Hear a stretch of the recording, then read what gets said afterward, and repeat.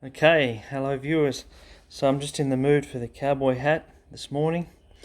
Just wanted to give you and I'll get the glasses going so I can see what I'm doing. I don't really need them. It's just a bit blurred when I look at the screen. What is it, Winchester? Just give me 1 second.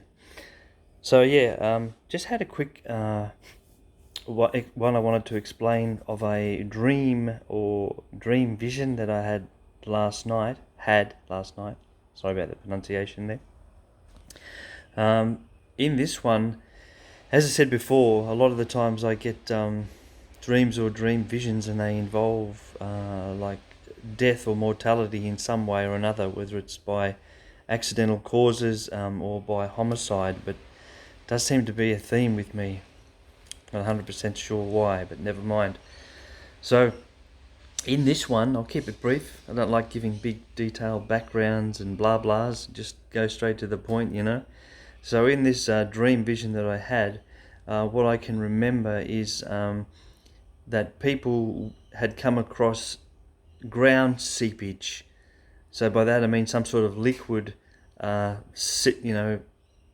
oozing or seeping out of the ground, not sort of pouring out or flooding out like a broken stormwater drain or something, just kind of oozing out and pooling on the surface. And people were encountering this substance and not really knowing what it was, but just being curious about it more than anything. And then later in the dream or vision, I noticed that there were people dead or dying or very sick, presumably as a result of having come into contact with this ground seepage substance that they'd encountered. That seemed to be the theme of the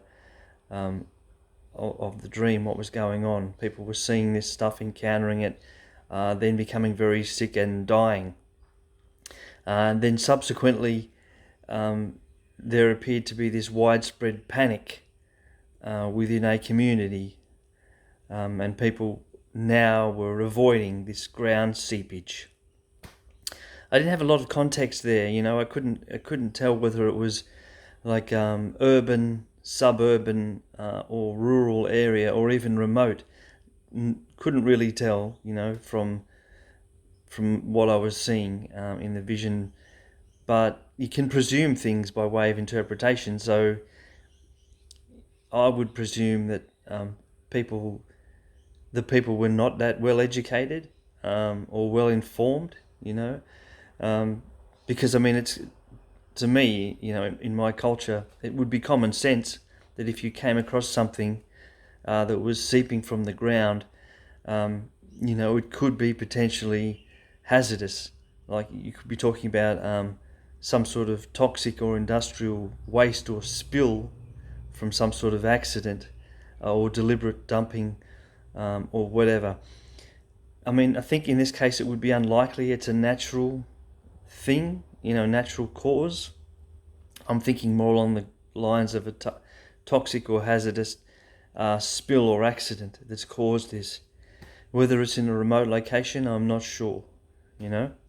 But my advice would be, just from a common sense point of view, if you did come across something seeping from the ground and you were not sure what it was, I would avoid it, definitely avoid it. Try not to come in contact with it, and try not to inhale any of the vapor or fumes from it, because if you don't know what it is, it could be potentially hazardous or toxic. And then report it to someone. So presumably you, depending on where it is, you know, there would be like a local council or local government or something responsible that you could report that to. You know, mobile devices these days have GPS location information, so you could photograph or video it and stamp it with a GPS location, or even just make a note of where it's located, where you came across it, you know, what it looks like. As I said, hopefully you haven't inhaled any of the fumes or vapor, but if you did know what it smelled like, anything like that would be probably helpful information to report to an authority, that they could hopefully do something with it.